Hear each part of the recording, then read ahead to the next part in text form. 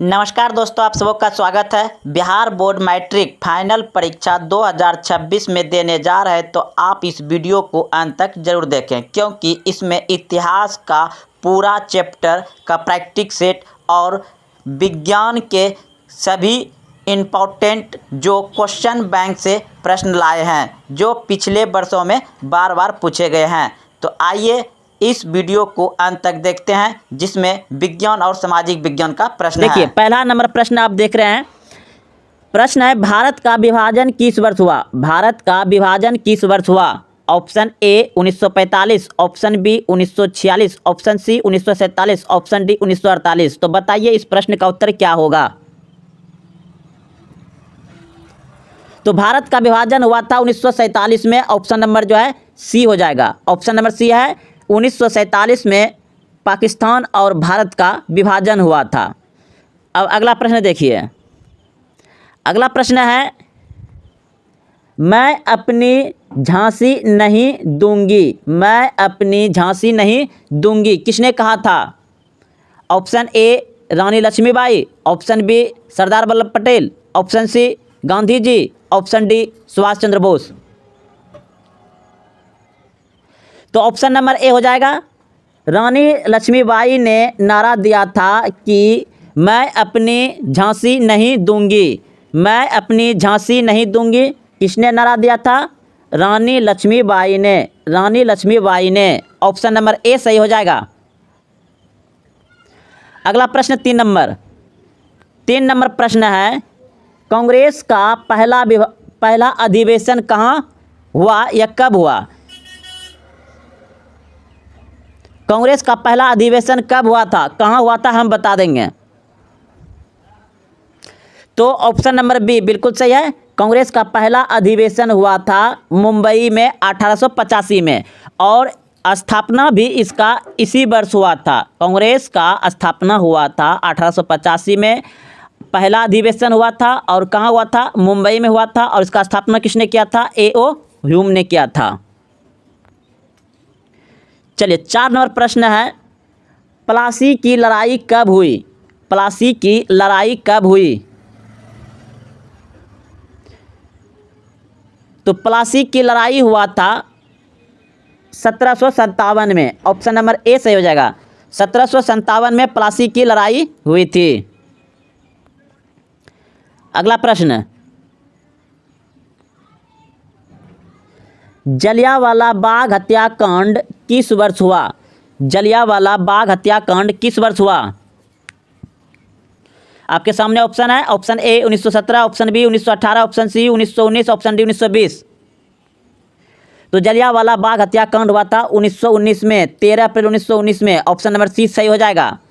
Option number सी सही है। अगला प्रश्न, संविधान सभा की पहली बैठक कब हुई? संविधान सभा की पहली बैठक कब हुई? संविधान सभा की पहली बैठक कब हुई? चलिए, बिल्कुल सही। अगर आप ऑप्शन नंबर बी जवाब दिए हैं तो बिल्कुल सही है। 9 दिसंबर 1946 को। 9 दिसंबर 1946 संविधान सभा की पहली बैठक कब हुई थी? 9 दिसंबर 1946। Option number B. 7 नंबर प्रश्न है, गांधी जी ने चंपारण में सत्याग्रह कब किया? गांधी जी ने चंपारण में सत्याग्रह कब किया?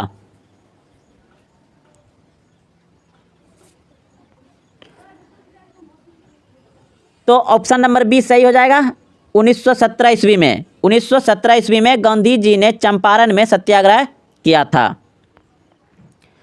अगला प्रश्न, भगत सिंह को फांसी कब दी गई थी? भगत सिंह को फांसी कब दी गई थी? भगत सिंह को फांसी कब दी गई थी? 23 मार्च 1931। 23 मार्च 1931। ऑप्शन नंबर ए सही है। 23 मार्च 1931। ऑप्शन नंबर ए सही है। 9 नंबर प्रश्न है, भारत के पहले राष्ट्रपति कौन थे? भारत के पहले राष्ट्रपति कौन थे? भारत के पहले राष्ट्रपति कौन थे? Doctor Rajendra Prasad, option number सी सही हो जाएगा। डॉक्टर राजेंद्र प्रसाद भारत के पहले राष्ट्रपति कौन थे? डॉक्टर राजेंद्र प्रसाद।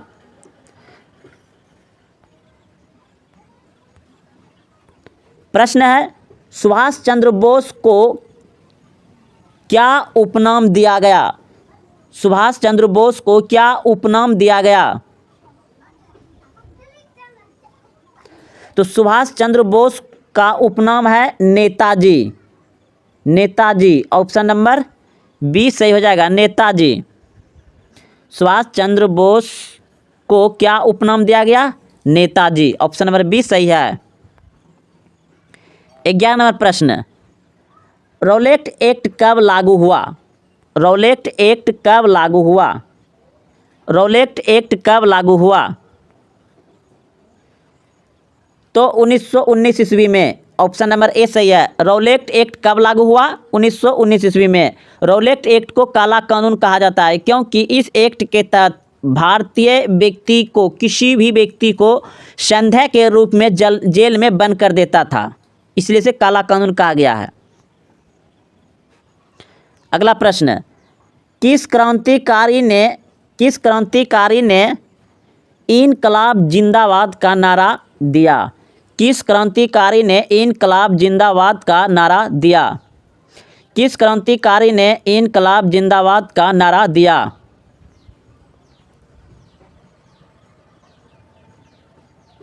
तो ऑप्शन नंबर हो जाएगा आपका बी, बिल्कुल सही है, भगत सिंह ने।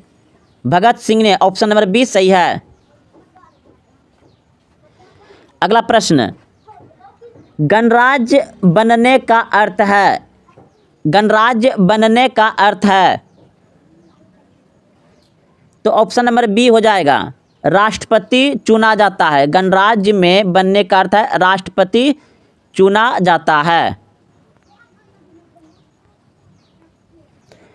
भारत की पहली पंचवर्षीय योजना कब शुरू हुई? भारत की पहली पंचवर्षीय योजना कब शुरू हुई? भारत की पहली पंचवर्षीय योजना कब शुरू हुई?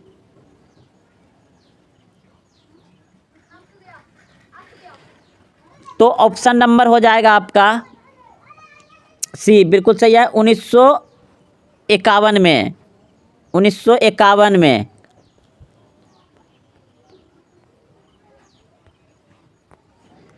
संविधान सभा के अस्थाई अध्यक्ष कौन थे? संविधान सभा के अस्थाई अध्यक्ष कौन थे? संविधान सभा के अस्थाई अध्यक्ष कौन थे?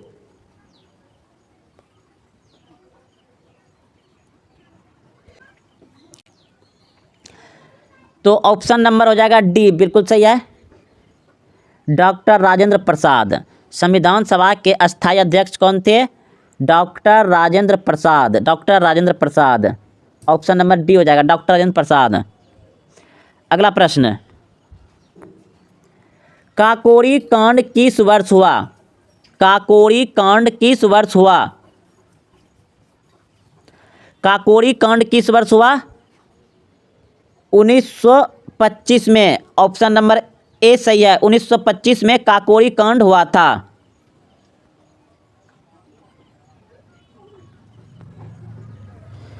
सत्रहवां प्रश्न है, वंदे मातरम किसने लिखा? वंदे मातरम किसने लिखा? तो ऑप्शन नंबर बी हो जाएगा, बंकिम चंद्र चट्टोपाध्याय। वंदे मातरम किसने लिखा है? बंकिम चंद्र चट्टोपाध्याय, ऑप्शन बी सही हो जाएगा।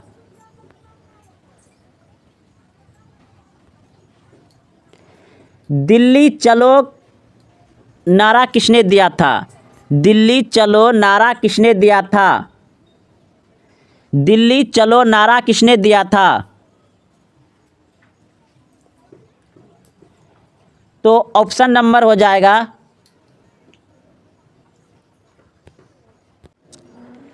तो ऑप्शन नंबर बी बिल्कुल सही है, सुभाष चंद्र बोस। सुभाष चंद्र बोस। दिल्ली चलो नारा किसने दिया था? Subhash Chandra Bose, option number B सही है।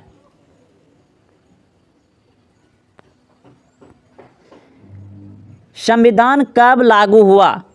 प्रश्न है 19 नंबर, संविधान कब लागू हुआ? संविधान कब लागू हुआ?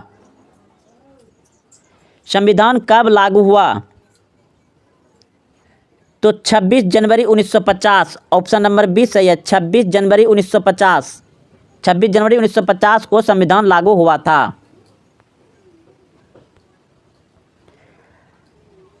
आज़ाद हिंद फौज कहाँ बनी थी? आज़ाद हिंद फौज कहाँ बनी थी? आज़ाद हिंद फौज कहाँ बनी थी?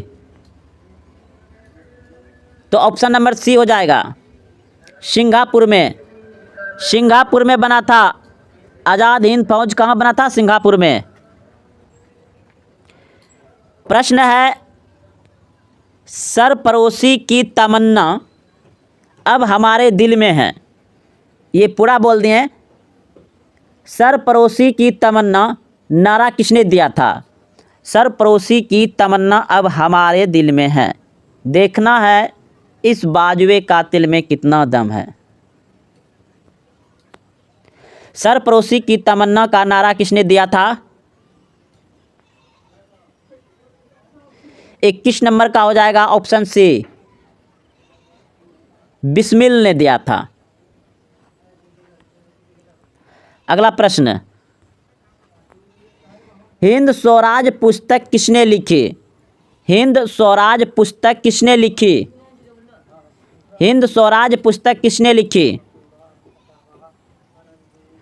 तो ऑप्शन नंबर ए हो जाएगा, महात्मा गांधी ने।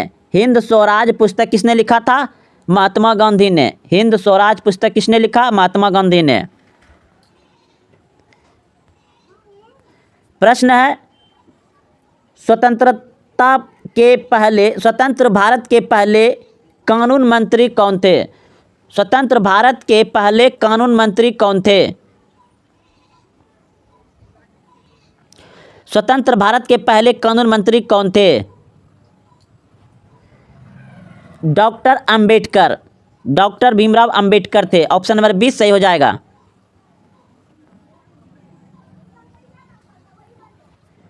भारत छोड़ो आंदोलन कब शुरू हुआ? भारत छोड़ो आंदोलन कब शुरू हुआ?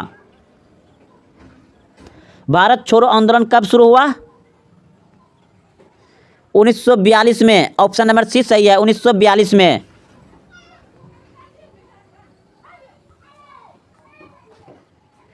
संविधान के किस भाग में न्याय, स्वतंत्रता, समानता, बंधुत्व का उल्लेख है? संविधान के किस भाग में न्याय, स्वतंत्रता, समानता, बंधुत्व का उल्लेख है? तो ऑप्शन नंबर बी बिल्कुल सही जाएगा, प्रस्तावना में है। मानव नेत्र में किस प्रकार का लेंस पाया जाता है? मानव नेत्र में किस प्रकार का लेंस पाया जाता है? आपके सामने ऑप्शन दिया गया है। ऑप्शन ए उत्तल लेंस, ऑप्शन बी अवतल lens, option C bifocal lens, option D इनमें से कोई नहीं। तो मानव नेत्र में लेंस पाया जाता है उत्तल लेंस। याद रखिएगा, मानव नेत्र में किस प्रकार का लेंस पाया जाता है? तो मानव नेत्र में उत्तल लेंस पाया जाता है। आइए इसे व्याख्या से समझते हैं। देखिए,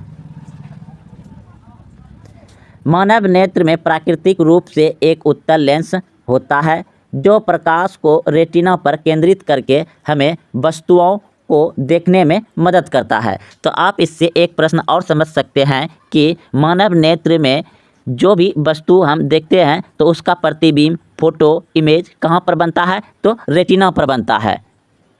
अगला प्रश्न देखिए, विद्युत धारा मापने वाले यंत्र को क्या कहते हैं? विद्युत धारा मापने वाले यंत्र को क्या कहते हैं? तो ऑप्शन नंबर बी हो जाएगा, एमीटर कहते हैं। विद्युत धारा मापने वाले यंत्र को क्या कहते हैं? एमीटर कहते हैं।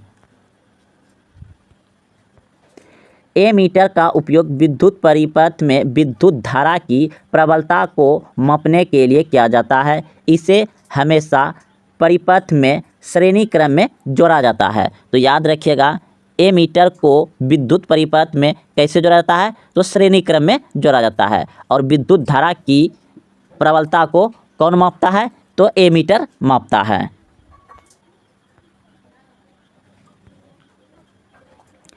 कौन सी गैस प्रकाश संश्लेषण क्रिया के लिए आवश्यक है? कौन सी गैस प्रकाश संश्लेषण क्रिया के लिए आवश्यक है? तो carbon dioxide. Carbon dioxide option number C हो जाएगा, कार्बन डाइऑक्साइड। देखिए, पौधे सूर्य के प्रकाश की उपस्थिति में कार्बन डाइऑक्साइड और जल का उपयोग करके अपना भोजन ग्लूकोज बनाते हैं और ऑक्सीजन छोड़ते हैं। तो आप लोग समझ गए होंगे कि पौधे सूर्य के प्रकाश की उपस्थिति में कार्बन डाइऑक्साइड और जल का उपयोग करके अपना भोजन ग्लूकोज बनाते हैं और ऑक्सीजन छोड़ते हैं।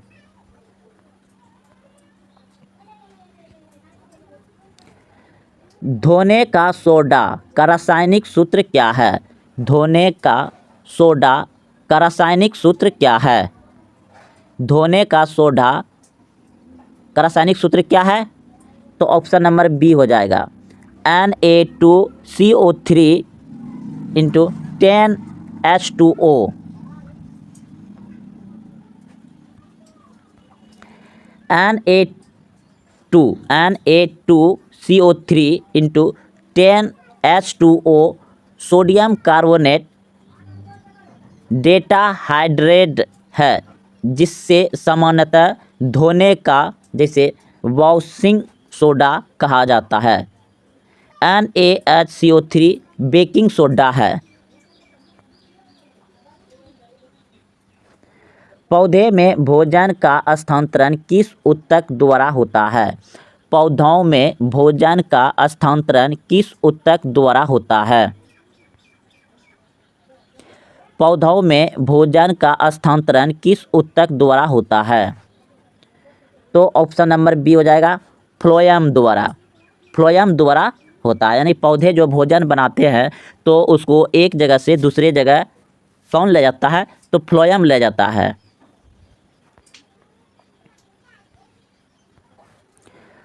फ्लोएम ऊतक पत्तियों में बने भोजन को पौधों के विभिन्न भागों तक पहुंचाता है, जबकि जाइलम जल और खनिज लवणों का वहन करता है। तो देखिए, पौधे में दो ऊतक पाए जाते हैं। पहला ऊतक हो गया फ्लोएम। फ्लोएम क्या करता है? यह भोजन जो पत्तियों में बनते हैं उस भोजन को एक जगह से दूसरे जगह यानी विभिन्न भागों तक पहुंचाने का काम कौन करता है? फ्लोएम करता है। और भोजन बनाने के लिए सामग्री को कौन लाता है? तो जाइलम। जाइलम क्या करता है? पौधे में जाइलम का काम है जल खनिज लवणों का वहन करना। जाइलम क्या करता है? जाइलम जल खनिज लवण का वहन करता है। फ्लोएम क्या करता है? बने हुए भोजन को पत्तियों में से अन्य जगह पर ले जाता है। मनुष्य में वृक्क किडनी संबंधित है। मनुष्य में वृक्क किडनी संबंधित है उत्सर्जन से। ऑप्शन नंबर सी से हो जाएगा। मनुष्य में वृक्क जो किडनी है किससे संबंधित है? उत्सर्जन से है।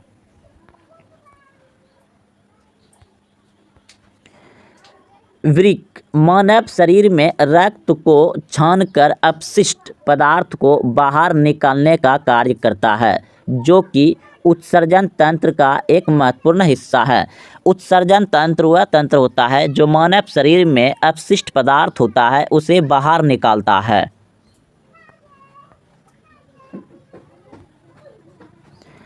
चंपारण सत्याग्रह कब हुआ था? चंपारण सत्याग्रह कब हुआ था? तो चंपारण सत्याग्रह हुआ था 1917 ईस्वी में। ऑप्शन नंबर बी से हो जाएगा, 1917 ईस्वी में। महात्मा गांधी ने 1917 में बिहार के चंपारण में किसानों के नील की खेती से जुड़े शोषण के खिलाफ पहला सत्याग्रह आंदोलन शुरू किया गया था। तो दोस्तों, आप लोग समझ गए होंगे कि महात्मा गांधी ने 1917 में बिहार के चंपारण में किसानों के नील की खेती से जुड़े शोषण, यानी अंग्रेज ने जो नील की खेती को ज़बरदस्ती करवाता था, उसमें जो शोषण होता था उसके खिलाफ पहला सत्याग्रह आंदोलन शुरू किया था? तो आप सभी याद रखिएगा कि महात्मा गांधी ने चंपारण सत्याग्रह कब किया था? 1917 में किया था।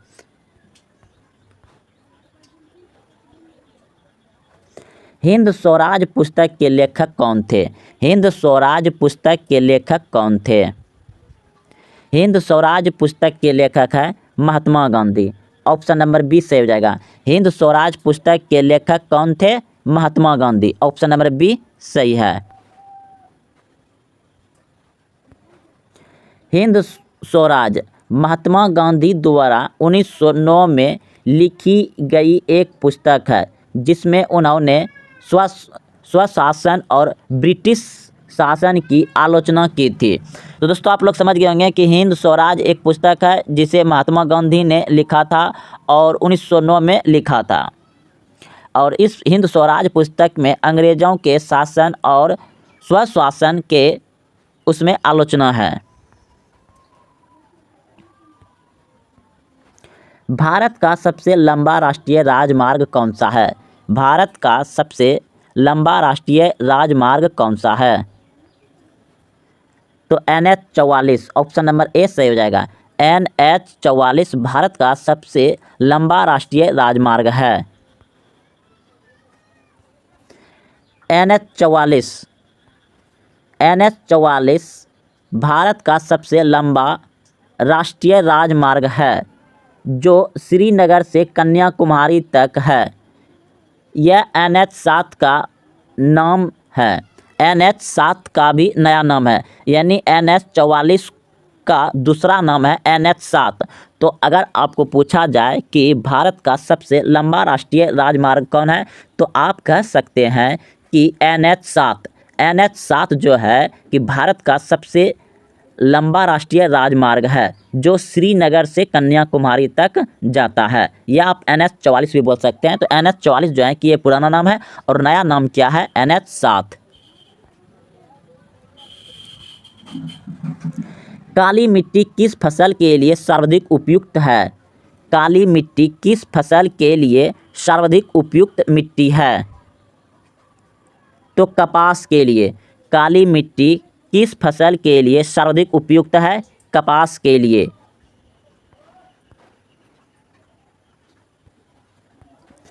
काली मिट्टी को रेगुर मिट्टी भी कहा जाता है। काली मिट्टी को रेगुर मिट्टी भी कहा जाता है और यह कपास की खेती के लिए बहुत उपजाऊ होती है क्योंकि इसमें नमी बनाए रखने की क्षमता अधिक होती है। क्योंकि इसमें नमी बनाने की क्षमताएं अधिक होती हैं, इसलिए यह कपास के लिए सर्वाधिक उपयोगी है और काली मिट्टी को रेगुर मिट्टी भी कहा जाता है। भारतीय संविधान में कुल कितने मौलिक अधिकार है? भारतीय संविधान में कुल कितने मौलिक अधिकार है? तो 6 मौलिक अधिकार है। ऑप्शन नंबर बी सही है। तो आइए इसे अच्छे से समझते हैं।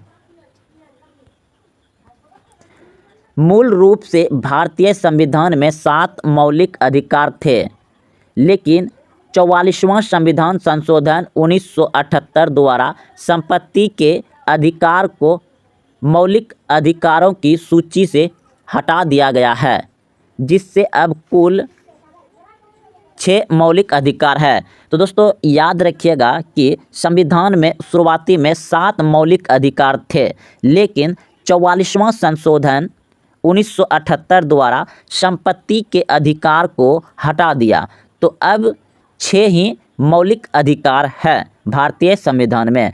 तो अब आपको पूछा जाएगा कि मौलिक अधिकार की संख्या कितनी है? तो 6 मौलिक अधिकार है। भारत में पंचायती राज व्यवस्था की शुरुआत किस राज्य से हुई थी? भारत में जो ग्राम पंचायत होते हैं, पंचायती राज जो है जिसमें मुखिया, वार्ड सदस्य, सरपंच बनते हैं, यह जो है कि भारत में पंचायती राज व्यवस्था की शुरुआत किस राज्य से हुई है?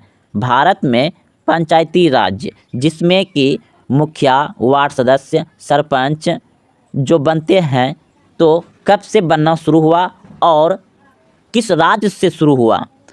तो याद रखिएगा कि भारत में पंचायती राज व्यवस्था की शुरुआत जो है राजस्थान से है। कहाँ से है? राजस्थान से है। ऑप्शन नंबर बी सही हो जाएगा। आइए इसका व्याख्या समझते हैं।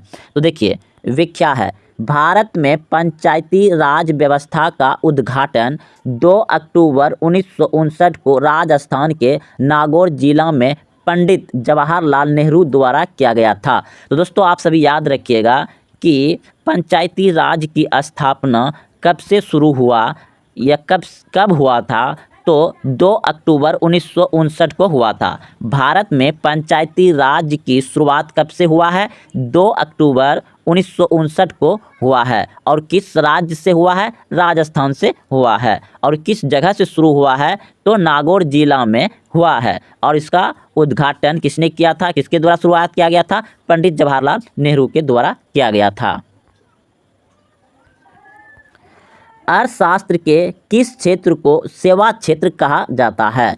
अर्थशास्त्र के किस क्षेत्र को सेवा क्षेत्र कहा जाता है? तो देखिए अर्थशास्त्र जो है कि यह 3 क्षेत्र में मुख्य रूप से बांटा गया है। पहला जो है कि प्राथमिक क्षेत्र। पहला क्या आपका? प्राथमिक क्षेत्र। तो प्राथमिक क्षेत्र में आपका आता है कृषि, मत्स्य पालन, पशुपालन, ये सभी जो है आपका कि प्राथमिक क्षेत्र में आता है। द्वितीय क्षेत्र जो है आपका, द्वितीय क्षेत्र में आता है उद्योग, कारखाना, फैक्ट्री, परिवहन, ये सभी जो है कि जितना भी व्यापार वगैरह सब जो है उद्योग, फैक्ट्री, कारखाना, ये सभी जो है द्वितीय क्षेत्र में आता है। और तृतीय क्षेत्र को कहा जाता है सेवा क्षेत्र। तृतीय क्षेत्र को कहा जाता है सेवा क्षेत्र। तो सेवा क्षेत्र के अंतर्गत आता है आपका रेलगाड़ी, हॉस्पिटल, स्कूल, सरकारी बस, यानी जो हमें सेवा प्रदान करता है उसे सेवा क्षेत्र कहते हैं। और भारत को याद रखिए, भारत को सबसे ज़्यादा आमदनी भी होता है सेवा क्षेत्र से, क्योंकि सेवा क्षेत्र में देखिए आपका रेलगाड़ी हो गया, सरकारी बस हो गया,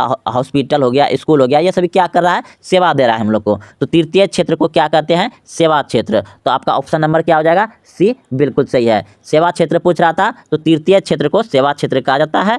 और आप सभी समझ गए प्राथमिक क्षेत्र क्या होता है, द्वितीय क्षेत्र क्या होता है। तो आइए इसे अच्छे से समझते हैं। तो देखिए तृतीय क्षेत्र में वह गतिविधियां शामिल है जो वस्तुओं का उत्पादन नहीं करता है। वस्तुओं का उत्पादन नहीं करता है, यह किस में करता है? द्वितीय क्षेत्र में करता है, बल्कि सेवाओं का उत्पादन करती है, जैसे बैंकिंग, शिक्षा, स्वास्थ्य, परिवहन आदि। तो बैंकिंग भी आपको सेवा देता है, शिक्षा भी आपको सेवा देता है, स्वास्थ्य यानी हॉस्पिटल और परिवहन रेलगाड़ी, सरकारी बस जो भी है, ये सभी सेवा देते हैं। तो तृतीय क्षेत्र के अंतर्गत ये सभी आते हैं। तो आइए अगला प्रश्न देखते हैं। अगला प्रश्न आप देख रहे हैं कि भारत में राष्ट्रीय आय का आकलन कौन करता है? भारत में राष्ट्रीय आय का आकलन कौन करता है? तो दोस्तों आज समझते होंगे आप सभी कि एक परिवार है और उस परिवार में जो कमाता है सदस्य, उसका आय होता है। प्रत्येक व्यक्ति का आय होता है जो 18 साल से उम्र है, जो काम करते हैं।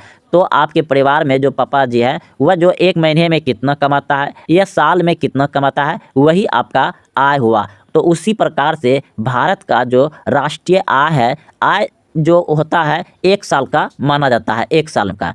तो 1 साल में आपका आय भी जो बनता होगा, आय प्रमाण पत्र, जो आय प्रमाण पत्र बनता है, तो आपका आय प्रमाण पत्र आपका जो गार्जियन है, पिता है, वह कितना 1 साल में कमाता है, यही चीज़ में दर्शाया रहता है। तो देखिए तो भारत का जो राष्ट्रीय आय का आकलन यानी कि उसका लेखन गिनती कौन करता है, लेखा जोखा कौन करता है, तो उसके लिए एक संस्था बनाया गया है। उस संस्था का नाम है केंद्रीय सांख्यिकी संगठन। उस संस्था का नाम क्या है? केंद्रीय सांख्यिकी संगठन। ऑप्शन नंबर सी हो जाएगा। इसे आप शॉर्ट में CSO भी बोल सकते हैं, CSO भी बोल सकते हैं। तो आप सभी याद रखेंगे कि भारत में राष्ट्रीय आय का आकलन कौन करता है, तो केंद्रीय सांख्यिकी संगठन CSO करता है। आइए इसे अच्छे से समझते हैं व्याख्या के साथ। तो देखिए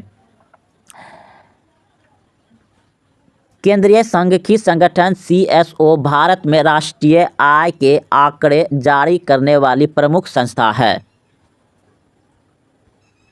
मीथेन का रासायनिक सूत्र क्या है? मीथेन का रासायनिक सूत्र क्या है? मीथेन का रासायनिक सूत्र होता है CH4। कहाँ है? तो ऑप्शन नंबर बी हो जाएगा। ऑप्शन नंबर बी सही है। मीथेन का रासायनिक सूत्र क्या है? CH4। अगला प्रश्न देखिए। अगला प्रश्न है आपका मनुष्य में लिंग निर्धारण की विधि मुख्य भूमिका किसकी होती है? मनुष्यों में लिंग निर्धारण की विधि में मुख्य भूमिका किसकी होती है? यानी लड़का है या लड़की है, यह किस पर निर्भर करता है कि लड़का पैदा होगा या लड़की पैदा होगा। यानी कि आपको बिहार बोर्ड मैट्रिक फाइनल परीक्षा में पूछा जाएगा कि बच्चों का लिंग निर्धारित किस पर होता है, माता पर होता है या पिता पर होता है, माता के गुणसूत्र पर होता है या पिता के गुणसूत्र पर होता है। तो याद रखिएगा, बच्चों का लिंग जो निर्धारित होता है वह हमेशा पिता के गुणसूत्र पर होता है। पिता के अनुसार ही बच्चा लड़का या लड़की होता है। तो ऑप्शन नंबर जो हो जाएगा आपका सी सही है, पिता के गुणसूत्र पर। मनुष्य में लिंग निर्धारण की विधि में मुख्य भूमिका किसकी होती है? तो पिता के गुणसूत्र का होता है। अगला प्रश्न देखिए, अगला प्रश्न है आपका प्रश्न है, निम्नलिखित में से कौन उर्वरकों के उत्पादन में उपयोग किया जाता है? निम्नलिखित में से कौन उर्वरकों के उत्पादन में उपयोग किया जाता है? तो उपयुक्त सभी हो जाएगा। ऑप्शन नंबर डी सही है, उपयुक्त सभी। सल्फर, फास्फोरस, नाइट्रोजन, उपयुक्त सभी हो जाएगा। अगला प्रश्न देखिए, अगला प्रश्न आपका, पानी का रासायनिक सूत्र क्या है? पानी का रासायनिक सूत्र क्या है? पानी का रासायनिक सूत्र क्या है? तो आप सभी जानते हैं कि पानी का रासायनिक सूत्र होता है H2O। H2O, H2O, option number B से हो जाएगा H2O। चलिए अगला प्रश्न देखते हैं, बल का SI मात्रक क्या है? बल का SI मात्रक क्या है? बल का SI मात्रक होता है न्यूटन। ऑप्शन नंबर सी सही है, न्यूटन जो है बल का SI मात्रक है, ऑप्शन सी। अगला प्रश्न देखिए, अगला प्रश्न है आपका कि गंगा कार्य योजना किस वर्ष शुरू की गई थी? गंगा कार्य योजना किस वर्ष शुरू की गई थी? तो 1985 में। 1985 में गंगा कार्य योजना किस वर्ष शुरू की गई थी? 1985 में। अगला प्रश्न देखिए, अगला प्रश्न है, चिपको आंदोलन का संबंध किससे है? चिपको आंदोलन का संबंध किससे है? तो वन संरक्षण से। ऑप्शन नंबर सी हो जाएगा, वन संरक्षण से।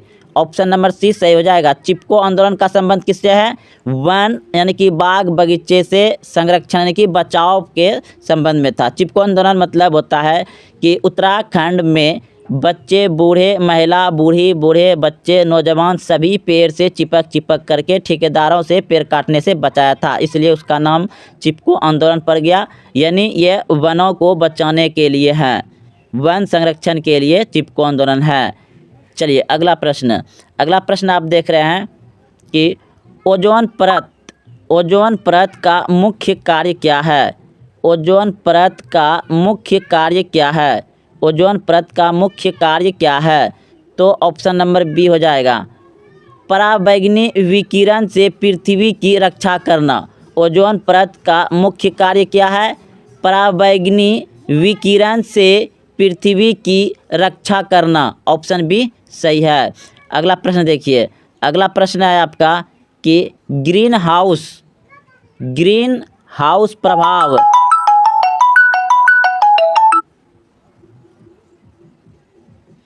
अगला प्रश्न है आपका, ग्रीन हाउस प्रभाव के लिए कौन सी गैस जिम्मेदार है? ग्रीन हाउस प्रभाव के लिए कौन सी गैस जिम्मेदार है? ग्रीन हाउस प्रभाव के लिए कौन सी गैस जिम्मेदार है? तो ऑप्शन नंबर हो जाएगा ए, बिल्कुल सही है, कार्बन डाइऑक्साइड। ग्रीन हाउस प्रभाव के लिए कौन सी गैस जिम्मेदार है? Carbon dioxide. Option number A सही है। अगला प्रश्न देखिए, अगला प्रश्न है आपका कि सौर ऊर्जा का अंतिम स्रोत क्या है? सौर ऊर्जा का अंतिम स्रोत क्या है? सौर ऊर्जा का अंतिम स्रोत क्या है? तो सौर ऊर्जा का अंतिम स्रोत है सूर्य। सौर ऊर्जा का अंतिम स्रोत है सूर्य। ऑप्शन नंबर सी सही हो जाएगा। अगला प्रश्न देखिए, अगला प्रश्न है कि निम्नलिखित में से कौन सा एक गैर नवीकरणीय संसाधन है? निम्नलिखित में से कौन सा एक गैर नवीकरणीय संसाधन है?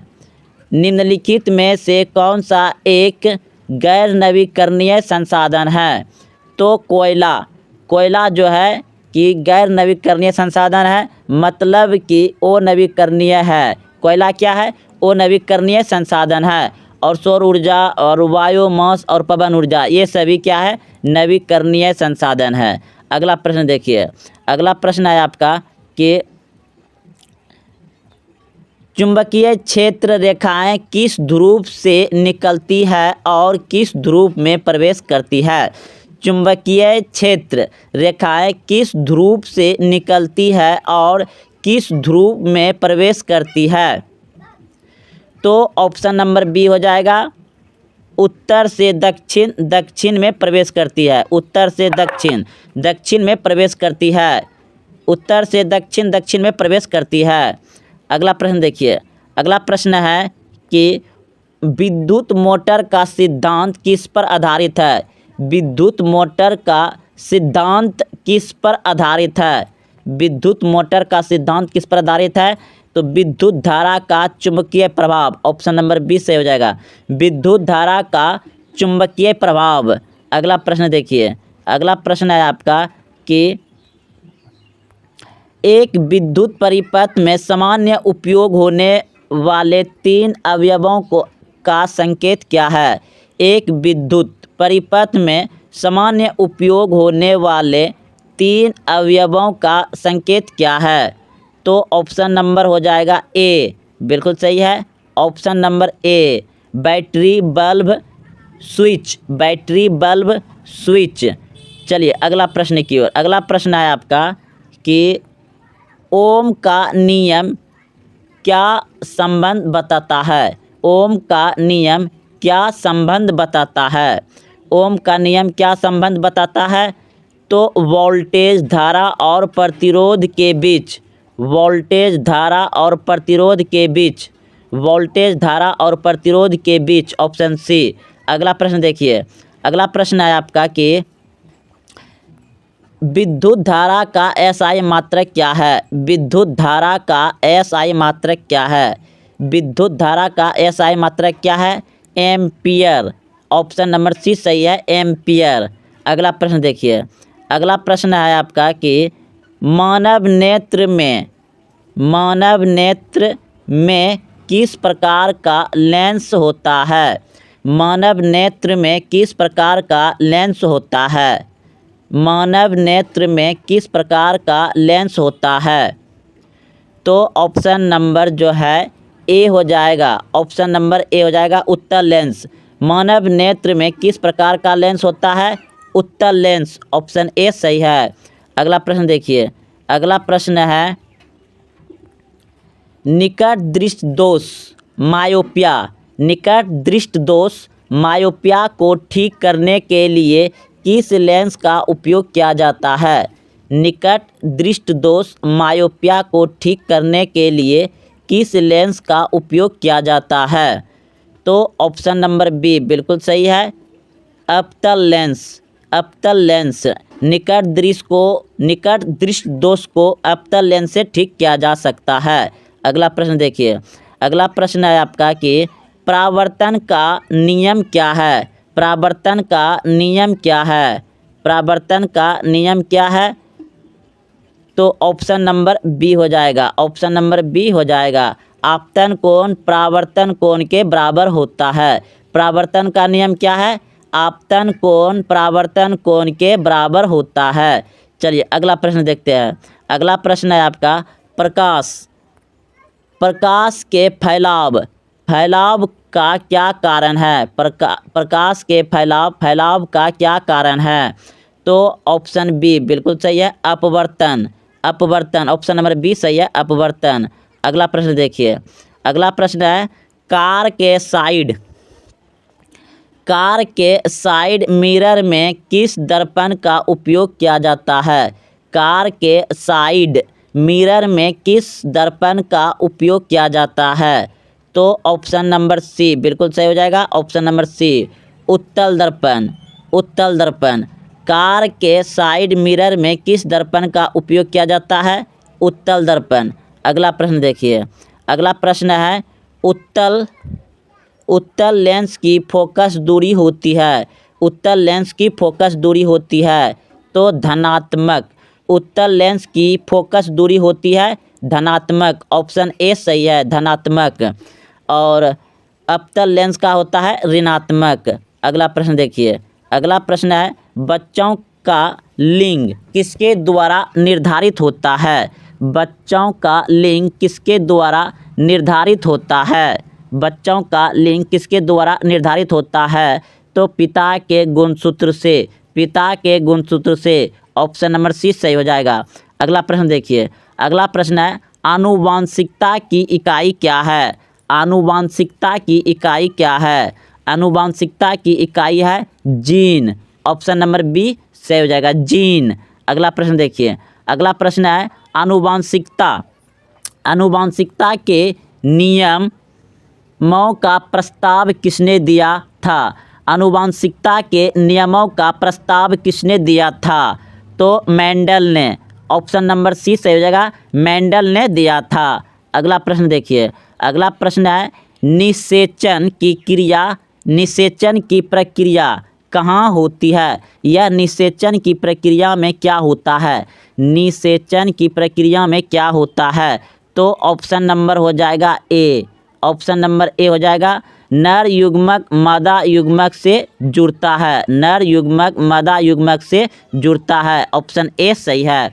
अगला प्रश्न देखिए, अगला प्रश्न है निम्नलिखित में से कौन अलैंगिक जनन की विशेषता है, निम्नलिखित में से कौन अलैंगिक जनन की विशेषता है तो ऑप्शन नंबर डी हो जाएगा, ऑप्शन नंबर डी हो जाएगा, संतान आनुवांशिक रूप से माता पिता के समान होती है, ऑप्शन नंबर डी सही हो जाएगा।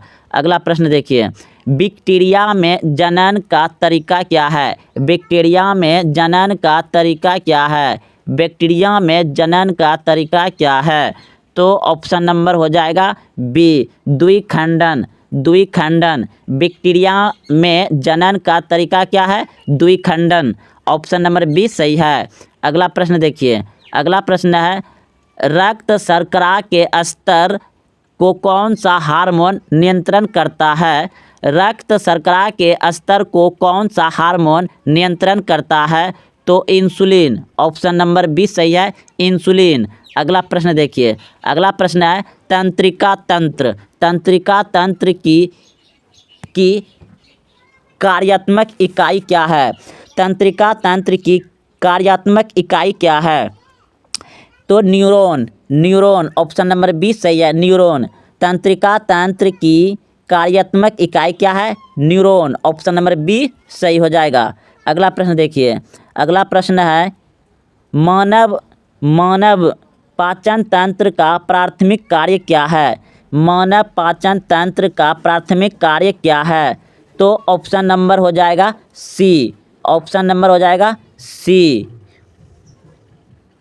भोजन को तोड़ना और पोषक तत्वों को अवशोषित करना, यानी भोजन को तोड़ना, उसे पीसना और पोषक यानी जो विटामिन होगा उसे उस तत्वों को अवशोषित करना की सोख कर निकालना। अगला प्रश्न देखिए, अगला प्रश्न है पौधों का कौन सा भाग प्रकाश संश्लेषण के लिए जिम्मेदार है, पौधों का कौन सा भाग प्रकाश संश्लेषण के लिए जिम्मेदार है तो ऑप्शन नंबर बी हो जाएगा, ऑप्शन नंबर बी हो जाएगा, पत्तियाँ। पौधों या पौधे का कौन सा भाग प्रकाश संश्लेषण के लिए जिम्मेदार है, पत्तियाँ, ऑप्शन बी। अगला प्रश्न देखिए, अगला प्रश्न है मानव पाचन में कौन सा एंजाइम स्टार्च को तोड़ता है, मानव पाचन में कौन सा एंजाइम स्टार्च को तोड़ता है तो ऑप्शन नंबर सी हो जाएगा, ऑप्शन नंबर सी हो जाएगा, एमाइलेज। अगला प्रश्न देखिए, अगला प्रश्न है आधुनिक आवर्त सारणी किस पर आधारित है, आधुनिक आवर्त सारणी किस पर आधारित है तो ऑप्शन बी, ऑप्शन बी परमाणु संख्या पर।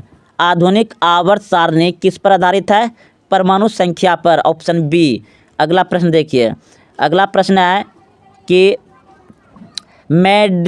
मेंडलीव ने अपनी आवर्त सारणी बनाने के लिए किस मापदंड को अपनाया था? मेंडलीव ने अपनी आवर्त सारणी बनाने के लिए किस मापदंड को अपनाया था?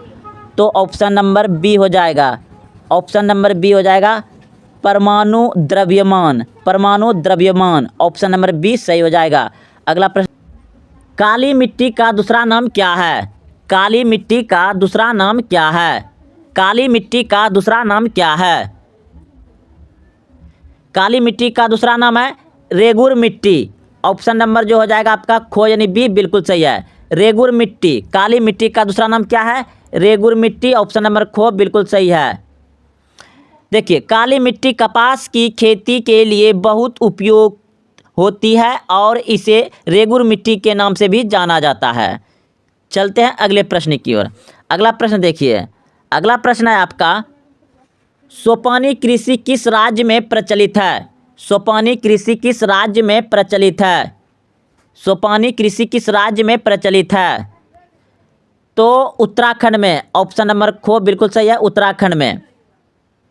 सोपानी कृषि सीढ़ी नुमा खेती जो पहाड़ी ढलानों पर मिट्टी के कटाव को रोकने और खेती करने के लिए की जाती है, जो उत्तराखंड जैसे पहाड़ी राज्यों में प्रचलित है।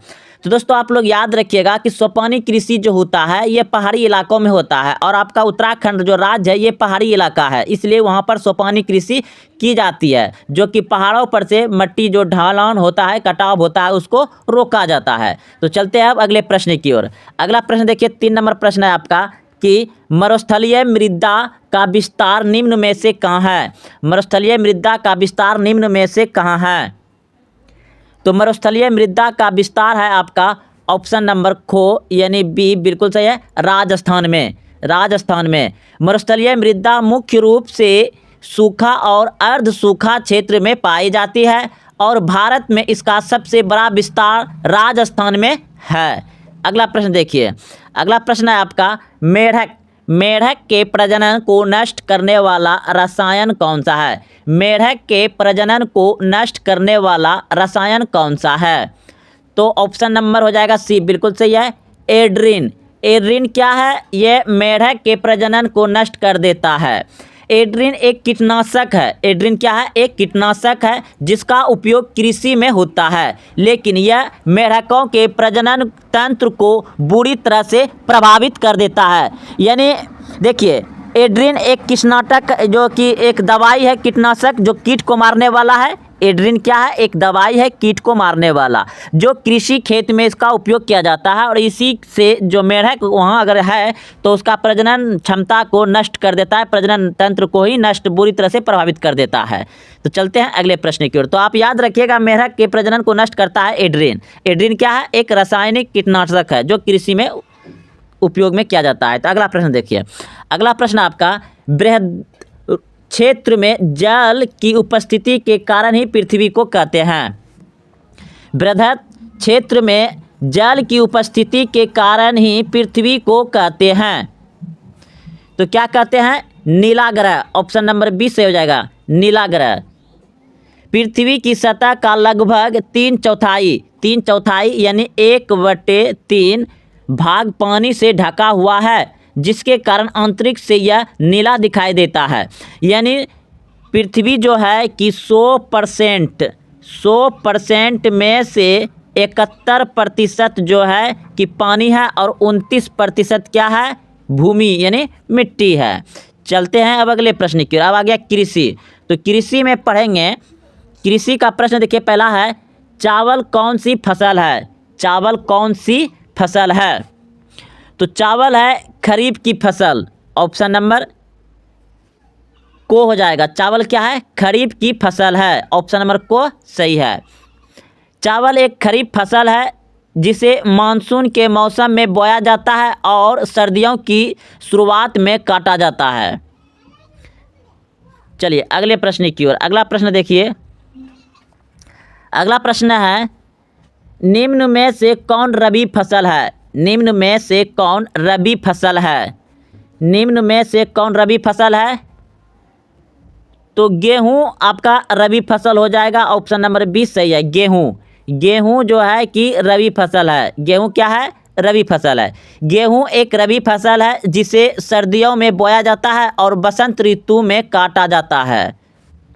चलिए अगला प्रश्न देखिए, भारत में सबसे अधिक गेहूं उत्पादन कहाँ होता है? भारत में सबसे अधिक गेहूं कहाँ होता है? तो भारत में सबसे अधिक गेहूं होता है उत्तर प्रदेश में। ऑप्शन नंबर ख सही हो जाएगा, उत्तर प्रदेश में। उत्तर प्रदेश भारत का सबसे बड़ा गेहूं उत्पादक राज्य है। अगला प्रश्न है, दाल किस पौष्टिक अंश का स्रोत है? दाल किस पौष्टिक अंश का स्रोत है? तो प्रोटीन। ऑप्शन नंबर ख बिल्कुल सही है, प्रोटीन। अगला प्रश्न देखिए, इसे समझ लेते हैं। दाल प्रोटीन का एक उत्कृष्ट स्रोत है जो शरीर के विकास और मरम्मत के लिए आवश्यक है। चलिए अगला प्रश्न है, ऑपरेशन फ्लड श्वेत क्रांति किससे संबंधित है? ऑपरेशन फ्लड जिसे श्वेत क्रांति कहते हैं किससे संबंधित है? तो दूध उत्पादन से। ऑप्शन नंबर ख यानी 20 सही है, दूध उत्पादन से। ऑपरेशन फ्लड श्वेत क्रांति किससे संबंधित है? दूध उत्पादन से।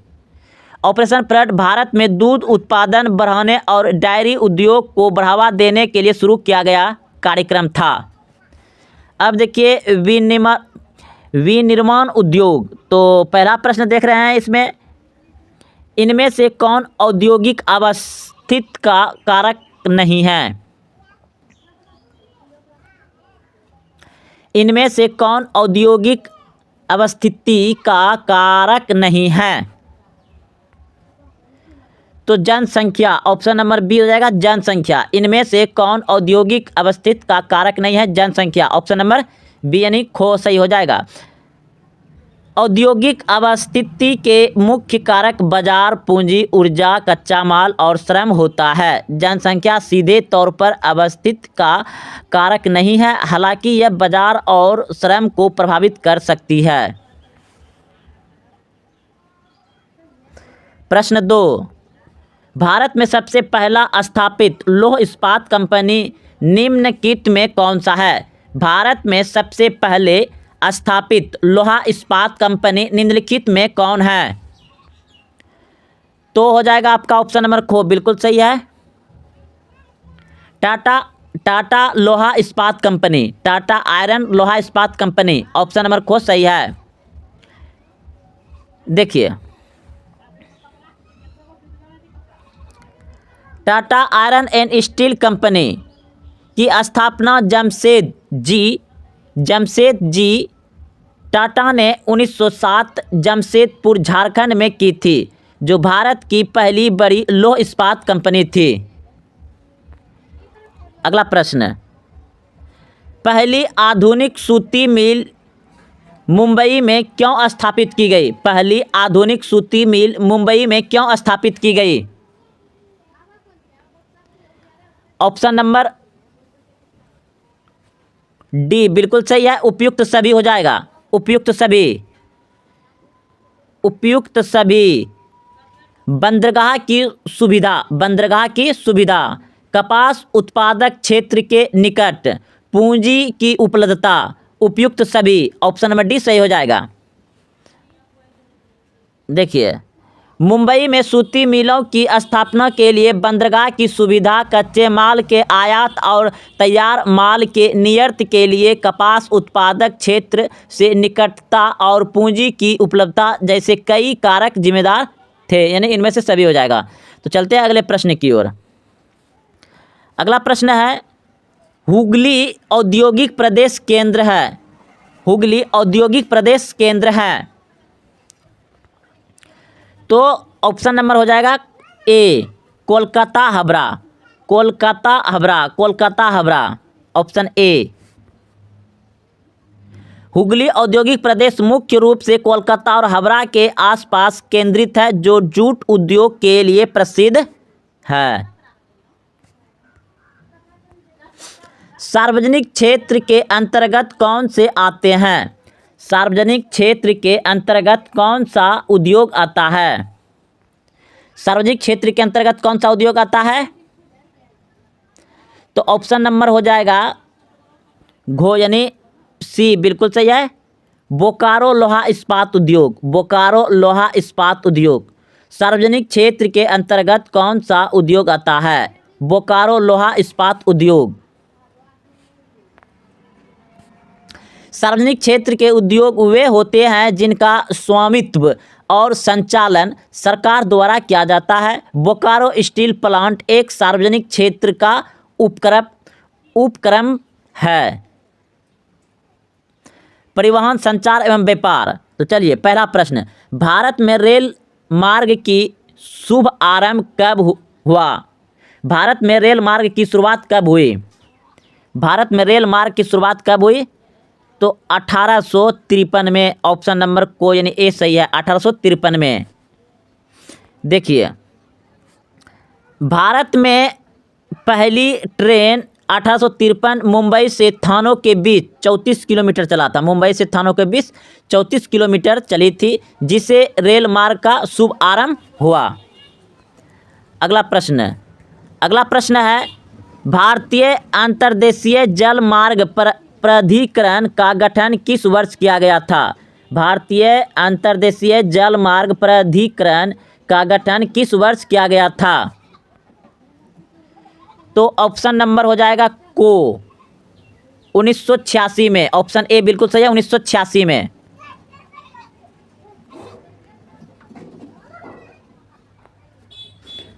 भारतीय अंतर्देशीय जलमार्ग प्राधिकरण का गठन 1986 में भारत में अंतर्देशीय जलमार्ग के विकास और विनिमय के लिए किया गया था। भारत का सबसे बड़ा पतन यानी बंदरगाह कौन सा है? भारत का सबसे बड़ा पतन यानी बंदरगाह, भारत का सबसे बड़ा बंदरगाह मुंबई। भारत का सबसे बड़ा बंदरगाह मुंबई। ऑप्शन नंबर को यानी ए सही है, मुंबई। मुंबई पत्तन भारत का सबसे बड़ा और व्यस्तम बंदरगाह है, जो देश के पश्चिमी तट पर स्थित है। व्यस्तम देखिए बहुत चालू। पक्की सड़कों की लंबाई की दृष्टि से प्रथम स्थान पर कौन सा राज्य है? पक्की सड़कों की लंबाई की दृष्टि से प्रथम स्थान पर कौन सा राज्य है? तो महाराष्ट्र। ऑप्शन नंबर को बिल्कुल सही है। भारत में एक ऐसा राज्य है जहां पक्की सड़कों की सबसे ज़्यादा सड़क है, तो महाराष्ट्र में। ऑप्शन खो बिल्कुल सही है।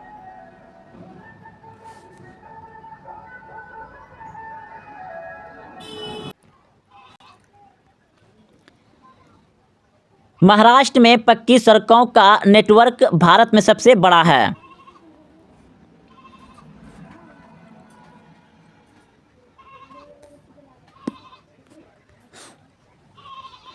नागपुर सड़क योजना के अंतर्गत सड़कों को कितने भागों में बांटा गया है? नागपुर सड़क योजना के अंतर्गत सड़कों को कितने भागों में बांटा गया है? तो 4। ऑप्शन नंबर ए को यानी सही है, 4। नागपुर सड़क योजना 1943 ने सड़कों को 4 श्रेणियों में बांटा था। राष्ट्रीय राजमार्ग, जिला सड़कें और ग्रामीण सड़कें। 4 में बांटा गया है। राष्ट्रीय राजमार्ग, जिला सड़कें और ग्रामीण सड़कें।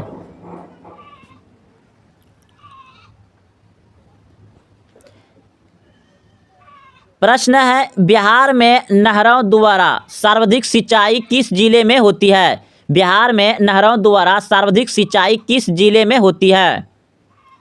बिहार में कृषि एवं संसाधन का प्रश्न है, चैप्टर से है। तो प्रश्न आप लोग सुन लिए होंगे, समझ लिए होंगे। प्रश्न कह रहा था कि बिहार में नहरों द्वारा सर्वाधिक सिंचाई किस जिले में होती है? तो रोहतास में होती है। ऑप्शन नंबर को सही है, रोहतास जिले में सोन नहर प्रणाली के कारण नहरों द्वारा सर्वाधिक सिंचाई होती है।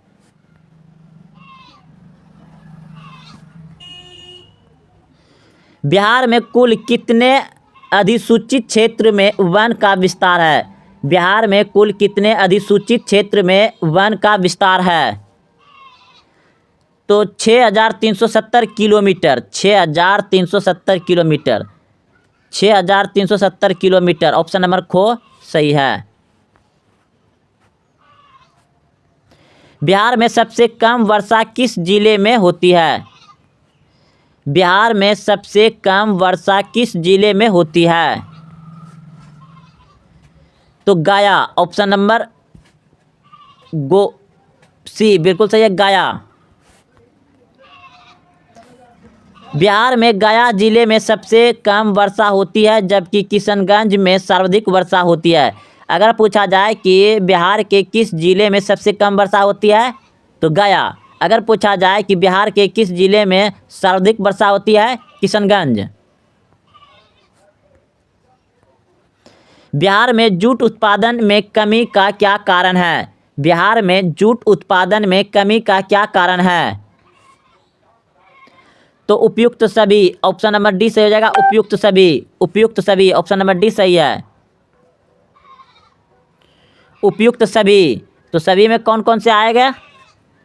देखिए, ऑप्शन ए जूट की खेती के क्षेत्र में कमी, जूट की खेती के क्षेत्र में कमी। ऑप्शन को जूट का उचित मूल्य ना मिलना, जूट का उचित दाम नहीं मिलना, जूट मिलों का बंद होना, जूट मिलों का बंद होना। उपयुक्त सभी, ये तीनों हो जाएगा। बिहार में जूट उत्पादन में कमी का क्या कारण थे? तो जूट की खेती के क्षेत्र में कमी, जूट का उचित मूल्य नहीं मिलना, उचित दाम नहीं मिलना, जूट मिलों की बंद होना। उपयुक्त सभी हो जाएगा। तो चलते हैं इसका व्याख्या से समझते हैं। बिहार में जूट उत्पादन में कमी के कई कारण हैं, जिसमें खेती के क्षेत्र में कमी, किसानों को उचित मूल्य न मिलना और कई जूट मिलों का बंद होना शामिल है। यह प्रश्न आपको 2 नंबर से भी पूछा जाएगा, आप इसे लिख सकते हैं, 2 नंबर पक्का मिल जाएगा। अगला प्रश्न देखिए, अगला प्रश्न है बिहार में कितने प्रतिशत भौगोलिक क्षेत्र में वन फैलाव है? बिहार में कितने प्रतिशत भौगोलिक क्षेत्र में वन फैलाव है? तो इसमें दिया है लगभग 777। तो आप बिहार के कुल भौगोलिक क्षेत्र का लगभग 7%, लगभग 7.8% वन क्षेत्र है। तो चलिए, इस प्रश्न पर थोड़ा डाउट है तो आप लोग देखिएगा और कमेंट करिएगा। इस प्रश्न का आप लोग जांच करिए, थोड़ा काम दिए हैं। चलिए अगले प्रश्न की ओर। अब मानचित्र अध्ययन और आपदा प्रबंधन से प्रश्न रहेगा। तो पहला प्रश्न देख रहे हैं, उच्च वाच प्रदर्शन के लिए हैस्यूर विधि का विकास किसने किया था? उच्च वाच प्रदर्शन के लिए हैस्यूर विधि का विकास किसने किया था? तो लेहमन ने किया था। ऑप्शन नंबर खो बिल्कुल सही है, लेहमन ने किया था। लेहमन ने उच्च वाच भूमि की ऊंचाई निचाई को मानचित्र पर दर्शाने के लिए हैस्यूर विधि का विकास किया था। समोच्च रेखाओं को किस रंग से प्रदर्शित किया जाता है? समोच्च रेखाओं को किस रंग से प्रदर्शित किया जाता है? तो भूरा रंग से। ऑप्शन नंबर खो सही है, भूरा रंग से।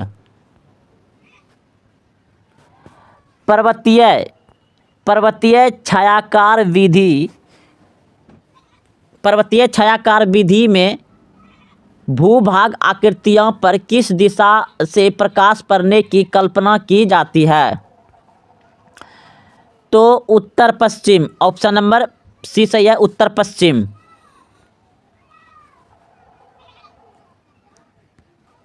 सुनामी का प्रमुख कारण क्या है? सुनामी का प्रमुख कारण क्या है? सुनामी का प्रमुख कारण क्या है?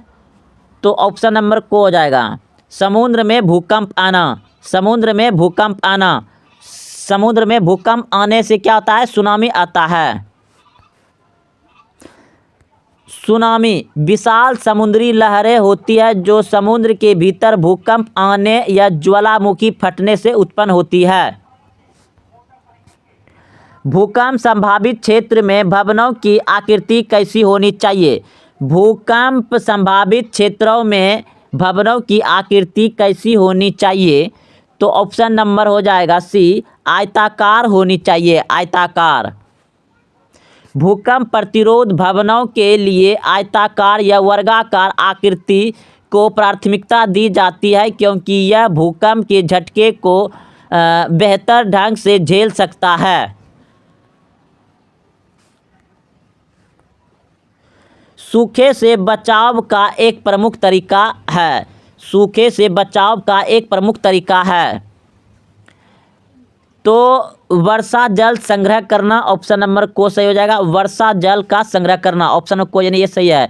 वर्षा जल को जमा करना।